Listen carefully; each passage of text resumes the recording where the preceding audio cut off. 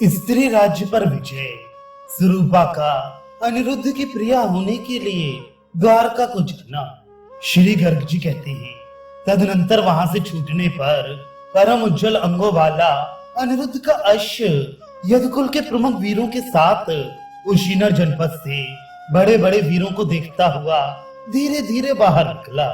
राजन, इस प्रकार विचरता हुआ वह श्रेष्ठ अश्व प्रत्येक राज्य में गया और बहुत से नरेशों ने उसको पकड़ा तथा छोड़ा।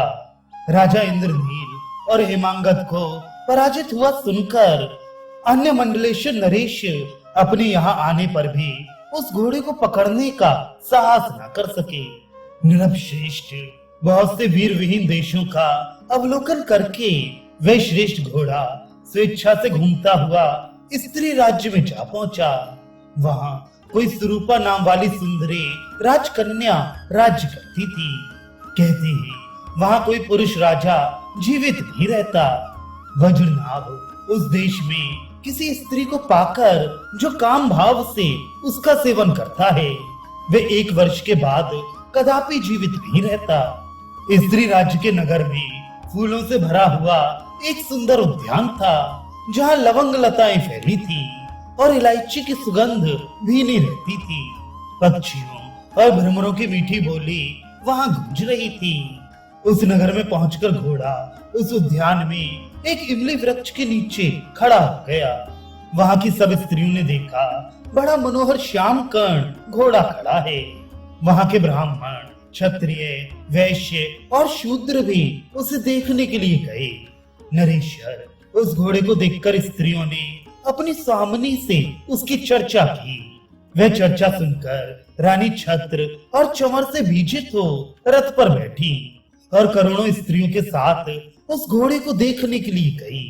घोड़े को देखकर और उसके भाल में बंधे हुए पत्र को पढ़कर रानी को बड़ा रोष हुआ। उन्होंने नगर में घोड़े को बांधकर उसके प्रतिपालकों के साथ युद्ध करने का निश्चय किया। कोई स्त्रियां हाथी पर, कोई रथ पर और कोई घोड़े पर आरूढ़ हो, कवच बांधकर अस्त्र शस्त्रों से संपन्न हो युद्ध के लिए आई। वे सब स्त्रियां कुपित हो अस्त्र शस्त्रों की वर्षा करती हुई आई। उन्हें देखकर अनिरुद्ध ने हेमांगद से पूछा। अनिरुद्ध बोले, राजन, ये कौन सी स्त्रियां हैं जो युद्ध करने के लिए आई हैं? जिस उपाय से यहाँ मेरा कल्याण हो वे विस्तार पूर्वक बताइए।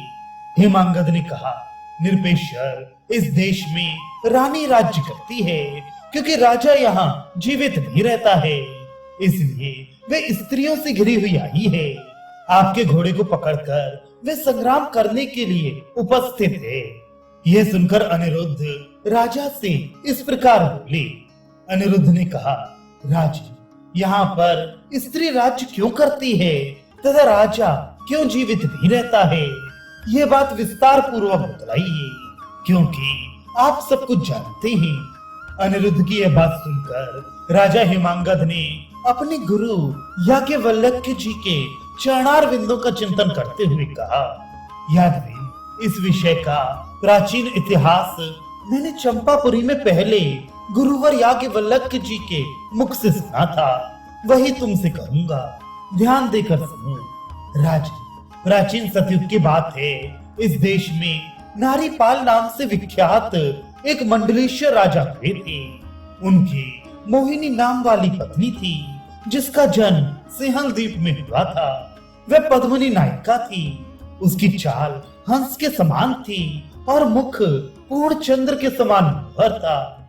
राजा उसके सौंदर्य के महासमर में डूबकर ये भी नहीं जान पाते थे कि कब दिन बीता और कब रात समाप्त हुई। वे सैकड़ों वर्ष तक उसके साथ रमण करते रहे। काम मोहित होने के कारण वे प्रजाजनों का न्याय भी नहीं करते थे। राजन, उस समय सारी प्रजा दुख से पीड़ित हो रही थी। यादवेश्वर, प्रजाजनों का पारस्परिक कलह से विनाश होता देख राजवल्लभा मोहिनी अपनी शक्ति के अनुसार सारी प्रजा का न्याय कार्य स्वयं ही संभालने लगी। एक दिन उस नरेश से मिलने के लिए महामुनि अष्टावक्र उनके अंतःपुर में आए। राजा का मन स्त्री में ही आसक्त रहता था। वे मुनि को आया देख जोर जोर से हंसने लगे। और बोले, यह कुरूप यहाँ कैसे आ गया? तब मुनि रुष्ट होकर बोले, अरे ओ मूर्ख नपुंसक, मेरी बात सुन ले। तू स्त्रियों के हाथ का खिलौना होकर मुनियों का अपमान क्यों कर रहा है?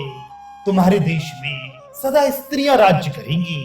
इस राज्य में पुरुष राजा जीवित नहीं रहेगा। अतः तू अभी इस राजभवन से निकल जा। इस देश में स्त्री को पाकर जो प्रतिदिन उसका सेवन करेगा, वे 1 वर्ष बीतने के बाद निसंदेह जीवित नहीं रहेगा। श्री गर्ग जी कहते हैं, राजन, ऐसा कहकर मुनि श्रेष्ठ अष्टावक्र अपने आश्रम को चले गए। मुनि के चले जाने पर राजा उनके श्राप से नपुंसक हो गए। ये सब दुर्दशा मुनि ने ही की है। ऐसा जानकर राजा अत्यंत दीन एवं दुख से व्याकुल हो गए और स्वयं ही अपनी निंदा करने लगे। नारीपाल बोले, अहो, स्त्री के वशीभूत रहने वाले मुझ मंद भाग्य ने यह क्या किया? मुनियों की पूजा छोड़कर नरक की राह पकड़ ली। आज मुझ दुष्ट पापात्मा पर यमदूतों की दृष्टि पड़ी है। अब मैं वैतरणी में गिराने जाने योग्य हो गया हूँ। इस दशा में देखकर मुझे कौन अपने तेज से इस कष्ट से छुड़ाएगा? ऐसा उद्गार प्रकट करके राजा घर छोड़कर वन वन में विचरने लगे। वे मुक्तिदाता भगवान विष्णु के भजन में लग गए और अंत में उन्होंने श्री हरि का पद प्राप्त कर लिया। उस श्राप के भय से राजा लोग इस देश में राज्य नहीं करेंगे, केवल नारियां ही यहाँ शासन करेंगी, इसमें संशय नहीं है। श्री गर्ग जी कहते हैं, अनिरुद्ध और हिमांगद इस प्रकार बातचीत कर ही रहे थे कि रोष से भरी हुई वहां की पुष्पंजलि नारियां इनके पास आ गईं और क्रोध पूर्वक अपने धनुषों से बाणों की वर्षा करने लगी। उन स्त्रियों को देखकर अनिरुद्ध विस्मित हो गए और मैं स्त्रियों के साथ युद्ध कैसे करूंगा, ऐसा कहते हुए वे भयभीत से हो गए। उसी समय मंडलेश्वरी स्वरूपा स्त्रियों के साथ उनके निकट आ गई और अनिरुद्ध को देखकर बोली, रानी ने कहा, वीर, रणभूमि में खड़े हो जाओ, खड़े हो जाओ, मेरे साथ युद्ध करो। तुम तो बहुत बड़ी सेना के साथ हो, फिर युद्ध स्थल में व्यर्थ सोच में क्यों पड़ गए हो? तुम बड़े मानी हो। मैं इस सम्रांगण में वृषणिवंशी योद्धाओं सहित तुमको पराजित करके अपना क्रीड़ामृग बनाऊंगी, क्योंकि तुम्हें देखकर मैं मदन ज्वर से पीड़ित हो गई हूँ। उसकी यह बात सुनकर अनिरुद्ध भय से विवल हो गए। वे सब कुछ जान गए और दीनवाणी में उस मंडलेश्वरी से बोले, रानी, तुम सर्वदेवेश्वर भगवान श्री कृष्ण चंद्र के अश्व को यज्ञ के लिए अपनी ही इच्छा से मुझे लौटा दो। सुमुखे, मैं तुम्हारे साथ युद्ध नहीं करूंगा। अतः तुम श्री हरि के दर्शन के लिए द्वारका जाओ। भद्रे, जिनके नाम का स्मरण करके मनुष्य कृतकृत्य हो जाता है, साक्षात उन्हीं के दर्शन का कैसा महान फल है, यह तो मैं क्या बताऊं। वार्तालाप में चतुर अनिरुद्ध के इस प्रकार समझाने पर उसे पूर्व जन्म की वार्ता का स्मरण हो आया और वह अनिरुद्ध से उसी प्रकार बोली जैसे ब्रह्मा जी से मोहिनी बोली थी। स्वरूपा ने कहा, देव, मैं पूर्व जन्म में स्वर्ग की एक प्रसिद्ध अप्सरा थी। मेरा नाम मोहिनी था। मेरे अंग कमल के समान प्रफुल्ल एवं सुगंधित थे। मेरे नेत्र भी कमल दल के समान विकसित एवं विशाल थे। एक दिन की बात है, पद्मयोनि ब्रह्मा जी हंस पर आरूढ़ हो कहीं जा रहे थे। उन्हें देखकर मैं उनके निकट गई और बोली, आप मुझे अंगीकार करें। जब ब्रह्मा जी ने मुझे ग्रहण नहीं किया तब मैं श्राप देकर ककुद्यति नदी के तट पर गई और वहां दुष्कर तपस्या करने लगी। मेरी तपस्या से ब्रह्मा जी संतुष्ट हो गए। वे तपस्या के अंत में मेरे पास आए और प्रसन्न चित्त हो मुझ तपस्विनी से बोले, वर मांगो। उनका ये कथन सुनकर मैं बोली, देव देव, आपको नमस्कार है। लोकेश, मैं यही वर मांगती हूँ कि आप मुझ दीन तपस्विनी का वरण करें। मैं दुखित होकर आपकी शरण में आई हूँ।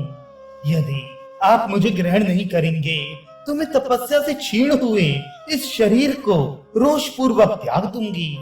मेरी यह बात सुनकर ब्रह्मा जी ने कहा, भामिनी शोक ना करो, भद्रे दूसरे जन्म में तुम्हारा मनोरथ पूर्ण होगा।